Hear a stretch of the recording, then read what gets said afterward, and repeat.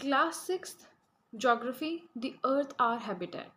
Chapter number 1, The Earth in the Solar System. यहाँ पे मैंने सिर्फ समरी नोट्स बनाए हैं फर्स्ट चैप्टर के। जो भी मुझे important facts and important points लगे हैं मैंने सिर्फ वही यहाँ पे लिखे हैं। So let's start the video. Do you know why can't we see the moon and all those stars during the day time? एक इम्पॉर्टेंट पॉइंट ये है कि जो भी चांद होते हैं और जो तारे होते हैं वो हमें दिन को क्यों नहीं दिखाई देते हैं, right? It is because the very bright light of the sun doesn't allow us to see all those objects. ऐसा क्यों होता है? क्योंकि हमें पता है दिन को सूरज निकलता है तो सनलाइट जो है वो बहुत ज़्यादा ब्राइट होती है, जिसकी वजह से हमें तारे और चांद जो है आसमान में नहीं दिखाई देते हैं। जबकि ऐसा नहीं कि तारे दिन को नहीं होते हैं, तारे दिन को भी आसमान में ही होते हैं, राइट? सो ये क्यों होता है? Because of the very bright light of the sun. Next is celestial bodies. Celestial bodies क्या होते हैं? ये वाला क्वेश्चन कई बार एमसीक्यूज़ में भी आता है। तो इसमें सिर्फ सन और मून नहीं आते हैं। सेलेस्टियल बॉडीज़ में आता है sun, moon and all those objects shining in the sky, और वो सभी ऑब्जेक्ट्स जो आसमान में चमक रहे हैं, राइट? इसके बाद आता है हमारा नेक्स्ट पॉइंट, स्टार्स। अब स्टार्स क्या होते हैं? तारे, जिनके बारे में हमने पहले भी डिस्कस किया था। So very big and hot celestial bodies. Stars क्या होते हैं? बहुत ही बड़ी बड़ी और हॉट सेलेस्टियल बॉडीज़ होती हैं, मेड अप ऑफ गैसेज। ये गैसेस की बनी होती हैं और इनकी अपनी हीट होती है और अपनी लाइट होती हैं। The sun is also a star. ये भी एक इंपॉर्टेंट एमसीक्यू बनता है कि जो सन है, सूरज है, that is also a star. फिर कॉन्स्टलेशंस क्या होती हैं? Various patterns formed by different group of stars. So अलग अलग तरह के पैटर्न्स जो कुछ स्टार्स जो हैं वो बनाते हैं उन्हें कहते हैं कॉन्स्टलेशंस। आप एक तरह से कह सकते हैं कि 6-7 स्टार्स या 8-10 स्टार्स या 30-40 स्टार्स अगर एक साथ एक ग्रुप में आपको कहीं दिखाई दे रहे हैं, so that is a constellation. For example Ursa Major और बिग बियर। यहीं पे हम सप्तर्षि के बारे में भी सुनते हैं, which is the group of 7 stars. तो वो भी क्या है? एक कॉन्स्टलेशन है। Next is pole star. Pole star क्या है? The north star which indicates the north direction, always remain in the same position in the sky. अब जो पोल स्टार है वो आसमान में हमेशा एक ही पोजिशन पे रहता है, राइट? इसे नॉर्थ स्टार भी कहते हैं और ये नॉर्थ डायरेक्शन जो है वो हमें बताता है। अब पुराने टाइम में क्या होता था? पोल स्टार यानी कि ध्रुव तारा को देख के ही जो पुराने लोग थे, प्राचीन काल में जो लोग थे, वो डायरेक्शंस, दिशाओं का ज्ञान देते थे। Next is planets. अब प्लैनेट्स क्या होते हैं? हमने स्टार्स के बारे में पढ़ा, अब हम मेनली प्लैनेट्स के बारे में पढ़ेंगे। Celestial bodies who do not have their own heat and light. अब प्लैनेट्स भी क्या होते हैं? सेलेस्टियल बॉडीज़ होते हैं जिनकी अपनी हीट और अपनी लाइट जिनकी नहीं होती है। Lit by the light of other stars. जो बाकी स्टार्स हैं उनसे लाइट लेकर ये चमकते हैं। प्लैनेट वर्ड जो है it came from Greek word planetai which means wanderers. So ये प्लैनेट वर्ड जो है ग्रीक वर्ड से लिया गया है जो कि है प्लैंटाए, जिसका मतलब है वंडरर्स। वंडरर्स क्या होते हैं? जो इधर उधर घूमते रहते हैं। सो अगर हम प्लैनेट्स और स्टार्स का कंपैरिजन करें तो स्टार्स जो है उनकी अपनी हीट अपनी लाइट होती है, प्लैनेट्स की अपनी हीट अपनी लाइट नहीं होती है और वो स्टार से लाइट लेके चमकते हैं। So next is Jupiter, Saturn and Uranus. Jupiter, Saturn and Uranus have rings around them. ये 3 प्लैनेट्स हैं जिनके जो हैं अराउंड रिंग्स होते हैं, ठीक है? और रिंग्स क्या होते हैं? स्मॉल बेल्ट्स ऑफ डेब्रिस, यानी डेब्रिस में रहते हैं कंकड़ या डस्ट पार्टिकल्स या रॉक पार्टिकल्स, ठीक है? तो रिंग्स क्या हुए? एक प्लैनेट है उसके अराउंड जो है इस तरह से इलोंगेटेड रिंग्स जो होते हैं उन्हें कहते हैं रिंग्स। वो बने होते हैं स्मॉल बेल्ट ऑफ डेब्रिस से। अब हमने प्लैनेट्स को 2 तरह से पढ़ते हैं। हमने टोटल पढ़ा था 8 प्लैनेट्स हैं, वो मैंने नहीं लिखा है क्योंकि वो ऑलरेडी जो है कॉमन सी बात है, तो इसलिए मैंने यहाँ पे सब कुछ नहीं लिखा है। टोटल 8 प्लैनेट्स हैं। कौन कौन से? Mercury, Venus, earth, Mars, Jupiter, Saturn, Uranus, Neptune and Pluto is not a planet, right? वो हम आगे पढ़ेंगे। सो हम प्लैनेट्स को भी 2 तरह से डिवाइड करते हैं, inner planets and outer planets. So inner planets कौन से होते हैं? Which are made up of rocks, जो रॉक्स से बने होते हैं और जो क्लोज होते हैं to the sun. Outer planets कौन से होते हैं? जो गैसेस से बने होते हैं, लिक्विड से बने होते हैं, and which are far from the sun, जो सूरज से दूर होते हैं। सो इनर प्लैनेट्स में कौन से आते हैं? पहले 4 प्लैनेट्स, और आउटर प्लैनेट्स में कौन से आते हैं? बाद वाले 4 प्लैनेट्स। इनर प्लैनेट्स में मैंने शॉर्टकट में लिखा है मरकरी, वीनस, अर्थ, मार्स आते हैं, और आउटर प्लैनेट्स में Jupiter, Saturn, Uranus and Neptune आते हैं। So this is the next page. यहाँ पे हम पढ़ेंगे सोलर सिस्टम के बारे में। अब सोलर सिस्टम क्या होता है, जिसमें सन आता है, 8 प्लैनेट्स आते हैं, और आते हैं some other celestial bodies known as asteroids and meteoroids. Solar system में क्या क्या आता है, सन, 8 प्लैनेट्स और कुछ और सेलेस्टियल बॉडीज जिन्हें हम कहते हैं एस्टेरॉइड्स एंड मीटेरॉइड्स, जिनके बारे में हम अभी डिटेल्स में आगे पढ़ेंगे। So the sun. अब सन क्या होता है, centre of the solar system. Sun क्या है, सन जो है वो होता है सेंटर सोलर सिस्टम का। ये ह्यूज होता है और बना होता है एक्सट्रीमली हॉट गैसेस से। हम कहते भी हैं कि सूरज क्या है, आग का गोला है, तो ये एक्सट्रीमली हॉट गैसेस से मिलके बना होता है। It provides the pulling force that binds the solar system. अब सोलर सिस्टम में प्लैनेट्स जो हैं वो सब एक पोजीशन पे हैं, एक पोजीशन पे मूव करते रहते हैं। उसके बाद सैटेलाइट्स हैं, अदर सेलेस्टियल बॉडीज़ हैं। तो ये सोलर सिस्टम में कैसे बाउंड है, सन एक पुलिंग फोर्स प्रोवाइड करता है जिसकी वजह से सब जो है वो स्थिर हैं।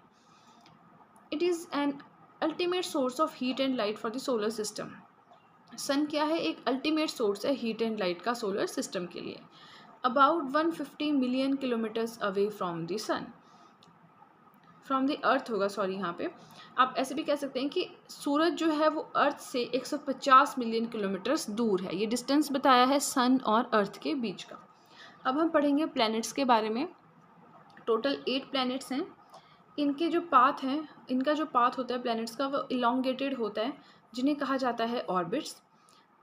वो प्लैनेट जो सन के सबसे पास में है वो है मरकरी, और मरकरी जो है सूरज के अराउंड एक रेवोल्यूशन लेने में 88 डेज लगाता है। अर्थ्स ट्विन, अर्थ का ट्विन कौन से प्लैनेट को कहा जाता है, वीनस को। क्यों, क्योंकि इसकी शेप एंड स्ट्रक्चर कैसी है, अर्थ के जैसी है। फिर आते हैं एस्ट्रोनॉमर्स, कि एस्ट्रोनॉमर्स कौन होते हैं, who study the celestial bodies and their movements. Astronomers वो होते हैं जो स्टडी करते हैं सेलेस्टियल बॉडीज़ के बारे में और उनकी मूवमेंट के बारे में। सो हम नॉर्मली पढ़ते थे कि 9 प्लैनेट्स हैं, तो एकदम से 8 प्लैनेट्स कैसे हो गए। सो अगस्त 2006 में प्लूटो को जो है ड्वार्फ प्लैनेट घोषित किया गया है, एंड अब से क्या है, ये एक प्लैनेट नहीं रहा है, इसलिए अब हमारे पास सिर्फ 8 प्लैनेट्स हैं, राइट। तो चलिए आगे चलते हैं। ब्लू प्लैनेट, ब्लू प्लैनेट किसे कहते हैं, अर्थ को। क्यों, क्योंकि अर्थ का जो है आप जानते ही हैं कि 71% पार्ट में वाटर है, और अगर हम दूर से जाके देखें, यानी कि मून से जाके देखें या सैटेलाइट्स के थ्रू आप जो पिक्चर्स अर्थ की ली जाती हैं वो देखें, तो उसमें क्या है, आपको अर्थ जो है वो ब्लू कलर की दिखाई देती है, इसलिए इसे ब्लू प्लैनेट भी कहा जाता है। फिर है स्पीड ऑफ लाइट, कि लाइट की स्पीड कितनी होती है। लाइट की स्पीड होती है 3 × 10⁸ मीटर पर सेकेंड। ये हमने मीटर्स पर सेकंड में बताई। अगर आप किलोमीटर्स पर सेकंड में बताना चाहते हैं, सॉरी, यहाँ पे होगा 3 lakh kilometres per second. Okay, so first man to step on the moon, moon पे जाने वाले सबसे पहले इंसान कौन थे, नील आर्मस्ट्रॉन्ग। नील आर्मस्ट्रॉन्ग थे जो मून पे सबसे पहले गए थे। कब गए थे, 21 जुलाई 1969 को। अब हम पढ़ेंगे सैटेलाइट के बारे में। सैटेलाइट क्या होती है, ये एक सेलेस्टियल बॉडी है जो मूव करती है अराउंड द प्लैनेट्स। अब प्लैनेट्स जो है वो सन के अराउंड मूव करते हैं, और जो सैटेलाइट्स हैं वो प्लैनेट्स के अराउंड मूव करते हैं। अर्थ का जो सैटेलाइट है दैट इज़ मून, और इसी तरह से जितने भी प्लैनेट्स हैं सबके अपने अपने सैटेलाइट्स हैं। कुछ के सैटेलाइट्स हैं, कुछ के नहीं हैं, कुछ के 1 हैं, कुछ के 2 हैं, कुछ के 69 हैं, कुछ के 90+ हैं। तो सबके अलग अलग जो है डिफरेंट नंबर ऑफ सैटेलाइट्स हैं। अब हम पढ़ेंगे दी मून। मून जो है वो 384,400 kilometre away from the earth. Sorry, यहाँ पे भी अर्थ होगा, इस चीज़ को काट ही देती हूँ मैं। अब मून और अर्थ का डिस्टेंस बताया है हमने। पहले अर्थ और सन का डिस्टेंस किया था जो कि था 150 मिलियन किलोमीटर्स। अब हम मून और अर्थ का करेंगे, तो कितना है, 3,84,400 किलोमीटर्स, राइट। सो यहाँ पे मैंने थोड़ा सा कंजस्टेड वे में लिखा है, थोड़ा सा तो ये क्वेश्चन ये था, मैं आपको वैसे बता देती हूँ कि हमें जो मून है उसका एक ही साइड क्यों दिखाई देती है, दोनों साइड्स क्यों नहीं दिखाई देती है, ठीक है। तो इसके बारे में हम पढ़ेंगे। जो मून है, the moon orbits earth once every 27.3 days. जो मून है वो अर्थ के अराउंड एक चक्कर कंप्लीट करता है 27.3 डेज में। और अपने एक्सिस पे घूमने के लिए भी वो अप्रॉक्सीमेट इतना टाइम लेता है, कितना, 27.3 डेज। दैट इज़ जो हमारा मून है वो रोटेट कर रहा है, ठीक है। That is all the moon is rotating, it keeps one face towards us. अब आप खुद इमेजिन कीजिए कि कोई गोल सी चीज़ है, आपको पता है मून गोल है, सर्कुलर फॉर्म में है, तो वो घूमता रहता है। तो अगर कोई चीज़ इस तरह से घूम रही है तो उसका एक पार्ट हमारी साइड होगा और दूसरा पार्ट जो है वो आसमान में कहीं और होगा, राइट। तो ये रीज़न है कि हमें सिर्फ मून का जो है नियरेस्ट पार्ट जो होता है अर्थ की साइड, जो अर्थ की साइड मूव होता है वही दिखाई देता है, राइट। अब हम पढ़ेंगे नेक्स्ट एस्टेरॉइड्स। एस्टेरॉइड्स क्या होते हैं, ये जो मैं अभी बताने जा रही हूँ ये भी एक इंपॉर्टेंट क्वेश्चन बनता है, एमसीक्यू बनता है। ये एस्टेरॉइड्स क्या होते हैं, numerous tiny bodies which move around the sun. ये तो नॉर्मल चीज़ है कि सन के अराउंड छोटी छोटी बॉडीज़ जो घूमती रहती हैं वो होती हैं एस्टेरॉइड्स। बट क्वेश्चन ये आता है कि एस्टेरॉइड्स कहाँ, कौन सी जगह पे पाए जाते हैं, कौन सी बेल्ट में पाए जाते हैं। So found between the orbits of Mars and Jupiter. Mars और जुपिटर की ऑर्बिट के बीच में ये पाए जाते हैं। फिर आता है मीटेरॉइड्स। मीटेरॉइड्स क्या होते हैं, the small pieces of rock which move around the sun. Rock यानी चट्टानों के छोटे छोटे टुकड़े होते हैं जो सन के अराउंड जो है वो मूव करते रहते हैं। फिर मीटेरॉइड्स का क्या होता है कि ये अर्थ में भी जो है कई बार एंटर कर जाते हैं। अर्थ का जो एटमॉस्फेयर है हमें पता है वहाँ पे फ्रिक्शन होती है, ओजोन लेयर भी है, तो जैसे ही वो एंटर करते हैं वो कई बार जल जाते हैं, राइट। लेकिन कई बार क्या होता है वो जलते नहीं है, तो वो अर्थ के सरफेस पे आके टकरा जाते हैं और वहाँ पे एक हॉलो यानी कि एक छेद सा, एक होल क्रिएट हो जाता है, ठीक है। तो इस तरह से अगर आप बात करें, महाराष्ट्र में लोनार लेक है, वो एक मीटेराइट लेक है, मतलब वहाँ पे मीटेराइट कभी आया होगा, गिरा होगा, तो वहाँ पे छेद या होल या हॉलो क्रिएट हुआ होगा, उसमें पानी भरा है, और इसलिए आज उसे कहा जाता है मीटेराइट लेक या लोनार लेक इन महाराष्ट्र। ये हमने मीटेराइट्स के बारे में पढ़ा। अब हम पढ़ेंगे मिल्की वे गैलेक्सी। मिल्की वे गैलेक्सी क्या है, so it is a cluster of millions of stars. Millions of stars का क्लस्टर जो है that is milky way Galaxy. जो हमारा सोलर सिस्टम है वो भी मिल्की वे का ही एक पार्ट है। Our solar system is the part of this galaxy. Ancient people imagined it to be a river of light flowing in the sky. जो पुराने समय के लोग थे वो इमेजिन करते थे कि मिल्की वे क्या है, एक रिवर है, लाइट की एक नदी है जो आसमान में बहती रहती है, इसलिए इसे आकाश गंगा भी कहा जाता है। अब आप कंफ्यूज हो सकते हैं मिल्की वे गैलेक्सी, यूनिवर्स, सोलर सिस्टम में, तो यहाँ पे एक बड़ा इजी सा डायग्राम दिया गया है, आप इसे देख सकते हैं। अर्थ सबसे पहले आती है। अर्थ, अर्थ किसका पार्ट है, सोलर सिस्टम का, राइट। सोलर सिस्टम किसका पार्ट है, मिल्की वे गैलेक्सी का, और मिल्की वे गैलेक्सी किसका पार्ट है, दी यूनिवर्स का, right. So this was all about the video. यहाँ पे हमने फर्स्ट चैप्टर के जो समरी नोट्स थे वो डिस्कस किए हैं।